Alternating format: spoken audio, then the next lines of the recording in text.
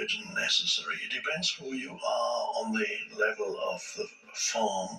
For some people, it can be necessary or helpful for two reasons. It can provide the more superficial reason. It can give your life a certain amount of structure, which for some people can be helpful. Regular practice.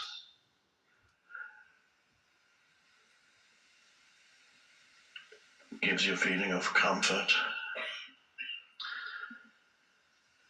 Some people have too little structure in their lives, and others have too much already. If you have too little structure in your life, then religion can provide that. More importantly, on another level,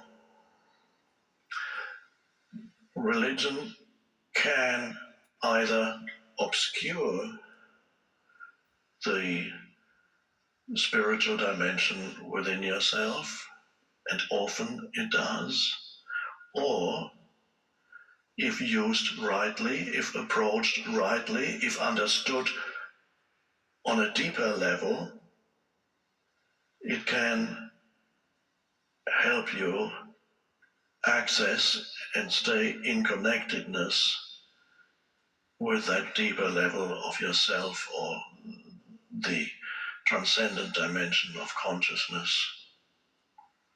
Whether or not you need it, only you can know. Whether you find it either helpful or a hindrance, it can be either, depends on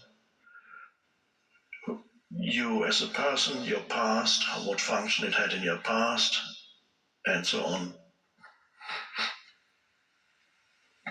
It is a hindrance if religion becomes an ideology. Then it operates only on the level of the mind, and is very similar to any other kind of ideology that you may believe in, whether it's communism as an ideology, or any political theory, or anything that explains the universe. It could be a metaphysical system that you completely believe in, philosophical system, and so on. So an ideology is something that takes possession of your mind and exerts a controlling function, and it can influence almost your entire mental functioning if it becomes something of overwhelming power in your mind. It's a little thought that grows into a huge thing in your mind, and the tentacles reach into every aspect of your mind, and there are religious people like that. Usually you can recognize that it is an ideology by the fact that they are not peaceful human beings, and by the fact that they have enemies, either even within their own religion or another religion.